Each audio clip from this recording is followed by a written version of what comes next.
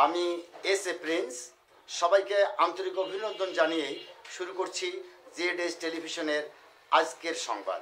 রংপুরের বদরগঞ্জ উপজেলার 11 নং গোপালপুর ইউনিয়ন বিএনপির অঙ্গ সংগঠন ও সহযোগী সংগঠনের আয়োজনে শ্যামপুর উচ্চ বিদ্যালয় চত্বরে অনুষ্ঠিত হলো ইফতার ও দোয়া মাহফিল।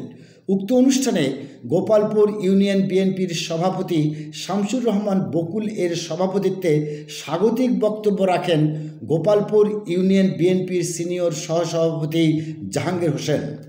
আরও বক্তব্য রাখেন সাবেক সংসদ সদস্য ও বদরগঞ্জ উপজেলা বিএনপির যুগ্ম আহ্বায়ক মোহাম্মদ আলী সরকার, বদরগঞ্জ উপজেলা বিএনপির যুগ্ম আহ্বায়ক কাজী খয়রাত, যুগ্ম আহ্বায়ক বাবু উত্তম কুমার সাহা, যুগ্ম আহ্বায়ক গোলাম রসুল বকুল এবং সিনিয়র যুগ্ম আহ্বায়ক হুমায়ুন কবির মানিক সহ অন্যান্য নেতৃবৃন্দ। আলোচনা শেষে দোয়া অনুষ্ঠিত হয়। দোয়া পরিচালনা করেন হাফেজ মাওলানা মোস্তফা জামাল। অনুষ্ঠানটি সঞ্চালনা করেন জেলা কৃষক দলের সদস্য Sajidul Islam. News desk, Z television.